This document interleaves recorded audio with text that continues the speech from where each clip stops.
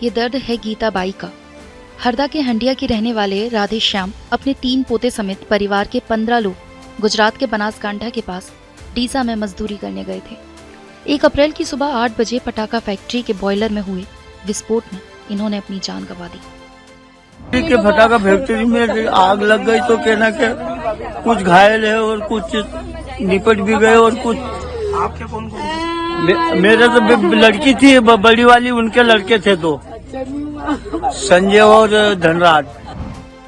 Anusuiya by का बेटा भी पटाखा फैक्ट्री में मजदूरी के लिए गया था, लेकिन हादसे में वो भी घायल हो गया। कि तुम्हारा लड़का घायल है वहाँ पटाखा फैक्ट्री में। हाँ, भर्ती है अस्पताल में जी। तो आप लोग जा रहे हैं क्या? मेरा लड़का गया है, बड़ा वाला गया। हाँ, ये बनासकांठा हादसे में अपनों को गवा चुके लोगों का दर्द है। चश्मदीदों के मुताबिक हादसा इतना जोरदार था कि कई शवों के टुकड़े कई मीटर दूर तक बिखर गए।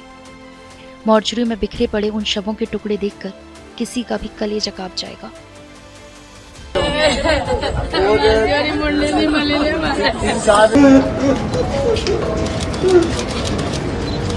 कल जो डीसा में आग अकस्मात हुआ था उसमें लगभग 18 आइडेंटिफाइड बॉडीज़ जो मिली थी, जो लगभग सारी बॉडीज़ मध्य प्रदेश की थी। इसमें देवास और हरदा जिले के पीड़ित होने की जानकारी मिली थी। कल शाम को ही इंक्वेस्ट और पीएम कंप्लीट कर दिया गया था, लेकिन जो क्योंकि रिश्तेदार दूर से थे तो रिश्तेदार को आने के लिए राह देखी गई थी। साथ ही साथ यहाँ से गुजरात पुलिस और गुजरात एडमिनिस्ट्रेशन ने मध्य प्रदेश के प्रशासन के साथ संकलन करते हुए यहाँ से कैसे पीड़ितों का और शवों का स्मूथली ट्रांसपोर्टेशन किया जाए उसका एक पूरा प्लानिंग किया गया। इस हादसे में अब तक 20 लोगों के शव बरामद हुए हैं। इनमें से 18 की पहचान हो गई है। इनमें से 8 शव हरदा के परिवार के हैं, जबकि 10 देवास जिले के हैं। 2 शव ज्यादा जल गए हैं, इसलिए उनकी पहचान डीएनए टेस्ट से की जाएगी। माना जा रहा है कि हरदा के ही हैं। 8 घायल मजदूरों का इलाज चल रहा है। इनमें 3 की हालत गंभीर बताई जा रही है। साथ ही हरदा परिवार का एक सदस्य लापता बताया जा रहा है। जिस समय हादसा हुआ उस दौरान मजदूर पटाखा बनाने का काम कर रहे थे। विस्फोट इतना भीषण था कि कई मजदूरों के अंग 50 मीटर दूर तक बिखर गए। फैक्ट्री के पीछे खेत में भी कुछ मानव अंग मिले हैं। फायर ब्रिगेड को आग पर काबू पाने में 5 से 6 घंटे लगे। बनासकांठा जिला कलेक्टर मिहिर पटेल ने इस पूरे मामले पर क्या कार्रवाई की, सुनिए। डीसा के डुआ के पास जो औद्योगिक वसाहत है उसमें आज जो विस्फोट की वजह से जो दुर्घटना हुई, वहाँ के देवास और हरदा जिले के डीएम के साथ भी हम लोग संपर्क में है और वहाँ से भी टीम यहाँ पर आने के लिए निकल गई है। कल मध्य प्रदेश के ट्राइबल अफेयर मिनिस्टर भी यहाँ की मुलाकात लेंगे और परिस्थिति का जायज़ा लेंगे और जितने भी आइडेंटिफाइड जो डेड बॉडीज़ है उनकी पीएम जो प्रोसीजर है वो पोस्टमार्टम की प्रक्रिया हाल प्रगति में है। पटाखा फैक्ट्री में विस्फोट की असल वजह अब तक मालूम नहीं चल पाई है, लेकिन मीडिया रिपोर्ट्स का दावा है कि फैक्ट्री में काम करने वाले मजदूरों के लिए रसोई बनाई गई थी। सुबह के वक्त महिला श्रमिक यहीं खाना बनाती थी, जबकि रसोई के आसपास सल्फर और नाइट्रेट जैसे विस्फोटक भारी मात्रा में रखे थे। आशंका जताई जा रही है कि किसी वजह से विस्फोटक सामग्री में आग लगी और पूरी बिल्डिंग ध्वस्त हो गई। किसी को भागने का मौका तक नहीं मिला। ये पटाखा फैक्ट्री खूबचंद सिंधी ने अपने बेटे के नाम से साल 2021 में शुरू की थी। फैक्ट्री दीपक ट्रेडर्स के नाम से दर्ज है। बताया जाता है कि उसके पास पटाखा बेचने का लाइसेंस है, लेकिन वो चोरी छिपे पटाखा बनाने का काम कर रहा था। कानूनी शिकंजे से बचने के लिए फैक्ट्री शहर से दूर बनाई गई थी, जहां बिना लाइसेंस और अनुमति के पटाखे बनाकर राजस्थान और गुजरात में सप्लाई किए जा रहे थे। इन पटाखों को बनाने में सल्फर और नाइट्रेट का इस्तेमाल किया जाता है। सल्फर और नाइट्रेट जैसी ज्वलनशील सामग्री के भारी भंडारण की वजह से यह हादसा हुआ। घटना के बाद दीपक भाग गया था, लेकिन पालनपुर लोकल क्राइम ब्रांच ने उसे ईडर सावरकांठा से गिरफ्तार कर लिया।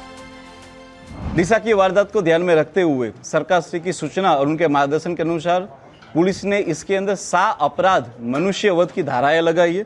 मैं धाराओं का फिर से एक बार वापस उल्लेख करना चाहूँगा कि BNSS की धारा 105, 110, 125 AB, 326 G, 54 तथा एक्सप्लोसिव एक्ट की कलम 1884 की 9B, 12 तथा एक्सप्लोसिव सब्सटेंस एक्ट की कलम 1908 के तहत 3B, 4, 5 और 6 के तहत जो ये गुना रजिस्टर्ड किया गया है।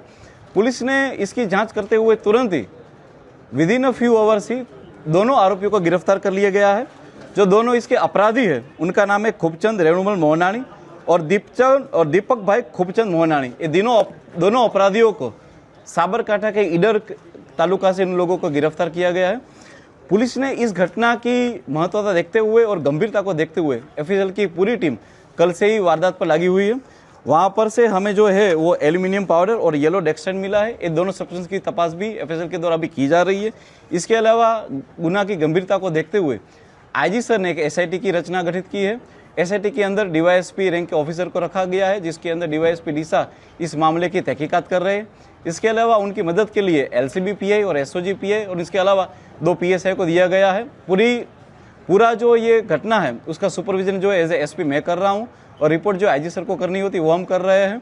इसके अलावा आज कोर्ट के अंदर दोनों अपराधियों को प्रोड्यूस किया जाएगा और ये दोनों अपराधियों ने इसका माल सामान शिवकाशी से, इंदौर से, किन किन जगहों से क्या क्या लिया था, इसके बारे में तलस्पर्शी अभ्यास के लिए इन लोगों की रिमांड भी ली जाएंगे। इसके अलावा मैं बताना चाहूँगा कि दोनों अपराधियों के अलावा इसके अंदर और कोई अपराधी और शामिल है कि नहीं, इसके लिए पुलिस ने अब तक और 4 लोगों को जो है पूछताछ के लिए यहाँ पर रखा गया है, जिनकी पूछताछ चालू है। स्पेशली इनका जो अकाउंटेंट है उनको यहाँ पर रखा गया है। इसके अलावा जीएसटी का जो संभालता था बंदा इसको रखा गया है। इसके अलावा जो अपराधी है जिसको भगाने के लिए जिन 2 बंदों ने मदद की थी उन 2 बंदों को भी आज पुलिस ने लाकर गिरफ्तार किया है।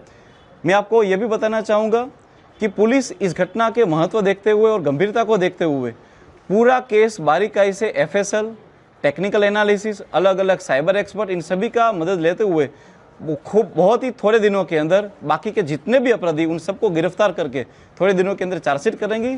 और ये वारदात सिर्फ गुजरात या बनासकांठा के लिए नहीं, लेकिन पूरे हिंदुस्तान में कोई भी व्यक्ति ऐसा ना करे और एक दृष्टांत रूप सभी को ये पेश हो और अपराधियों को कड़क से कड़क शिक्षा मिले, इसके लिए कार्रवाई की जाएगी।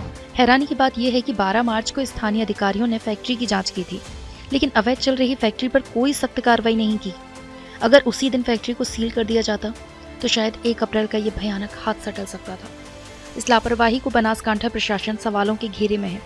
गुजरात कांग्रेस विधायक जिग्नेश मेवाड़ी ने क्या कहा, सुनिए। गुजरात के डीसा की इल्लीगल गोडाउन में जो 20 के करीब लोगों की मृत्यु हुई, उनके रिश्तेदारों के बजाय मध्य प्रदेश पुलिस आकर, मध्य प्रदेश प्रशासन आकर इनकी डेड बॉडी लेकर चला गया है। ये किस प्रकार का राज है? तो अंधा राज है।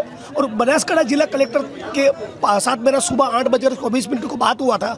मैंने खुद फोन करके बताया है कि मध्य प्रदेश के श्रमिकों का ये कहना है कि हमारी मर्जी के खिलाफ हम जब तक साइन न करें, लाशों को आइडेंटिफाई न करें, तब तक हमारे स्वजन की डेड बॉडी किसी को मत सौंपना। ऐसा मैंने खुद कलेक्टर को बताया। इन लोगों ने भी कलेक्टर को फोन किया है, प्रशासन से बात की है, एसडीएम से बात की, बावजूद उसके न जाने क्या छुपाना है, कौन सा पाप, कौन सी साजिश छुपानी है कि सारे शव दूसरे लोगों को दे दिए। तो मध्य प्रदेश जो मजदूर यहाँ अपना पसीना बहाने के लिए आया, उसके श्रम की तो आपने कोई वैल्यू नहीं की। कम से कम अब जो हमारे बीच में नहीं रहे तो उनको न्याय तो दो, इंसाफ तो दो। उसके बजाय पूरे मामले को कवर अप कैसे किया जाए, उसी में बनासकांठा का जिला पुलिस प्रशासन लगाए। ये बहुत ही शर्मनाक है। ये गुजरात की संस्कृति नहीं हो सकती। गुजरात के भाजपा की कैबिनेट को यहाँ आना चाहिए, गुजरात के मुख्यमंत्री को आकर विक्टिम के साथ खड़ा रहना चाहिए और कहना चाहिए, भले आप हमारे बगल के स्टेट हो, आप भी हमारे भाई हो, इसी मुल्क के मजदूर हो, हम आपके साथ खड़े, आपको न्याय देंगे। कि कोई बात करने को तैयार नहीं है। मजदूरी के लिए ये श्रमिक गुजरात क्यों गए थे, इस पर भी सवाल उठ रहे हैं। मध्य प्रदेश सरकार के मंत्री नागर सिंह का क्या कहना है, सुनिए। कि इस देश में जितने भी लोग काम की तलाश में गुजरात के लोग मध्य प्रदेश में आते हैं और मध्य प्रदेश के लोग गुजरात में आते हैं। लेकिन मैंने कहा ना कि काम की तलाश में ऐसा नहीं कि मध्य प्रदेश के लोग गुजरात में आते और गुजरात के लोग मध्य प्रदेश में नहीं आते। लेकिन ये एक घटना है और घटना बहुत दुखद है और सरकार इस पर बहुत गंभीर है। ये सरकार लगातार प्रयास करती है। कोई भी सरकार, ये आप और हम, इस प्रकार की घटना घटे कोई नहीं चाहता, लेकिन घटना घट गई है और उसमें सरकार बहुत गंभीर है और इसमें जो भी दोषी होगा उसके खिलाफ सरकार सख्त से सख्त कार्रवाई करे। हादसे पर मध्य प्रदेश के मुख्यमंत्री डॉक्टर मोहन यादव ने दुख जताया। उन्होंने मृतकों के परिजनों को 2-2 लाख रुपए और घायलों को 50-50 हजार रुपए आर्थिक सहायता देने की घोषणा की है। गुजरात सरकार ने भी मृतकों के परिजनों को 4-4 लाख और घायलों को 50-50 हजार रुपए आर्थिक सहायता देने की बात कही है। वहीं प्रधानमंत्री राहत कोष से मृतकों के परिजन को 2-2 लाख रुपए और घायलों को 50-50 हजार रुपए की आर्थिक सहायता देने का ऐलान किया गया है। बीते साल मध्य प्रदेश के हरदा जिले में ऐसी ही घटना हुई थी। अवैध रूप से चल रही पटाखा फैक्ट्री में ब्लास्ट हुआ था। इसमें 11 श्रमिकों की मौत हुई थी, जबकि 170 से ज्यादा घायल हुए थे। विस्फोट इतना भीषण था कि 5 किलोमीटर दूर तक सुनाई दिया था। मकानों की खिड़कियों के कांच टूटकर बिखर गए थे। इसके बावजूद नियमों को ताक पर रखकर धड़ल्ले से अवैध पटाखा कारखाने संचालित हैं। ये किसकी शय पर चल रहे हैं? क्यों प्रशासन को इनकी कानों कान खबर नहीं होती? कब राज्य सरकारें ऐसे अवैध कारखानों पर सख्त एक्शन लेंगी? इसका ठीक जवाब किसी के पास नहीं है। बहरहाल आपका इस पूरे मामले पर क्या कहना है, कमेंट बॉक्स में जरूर बताएं।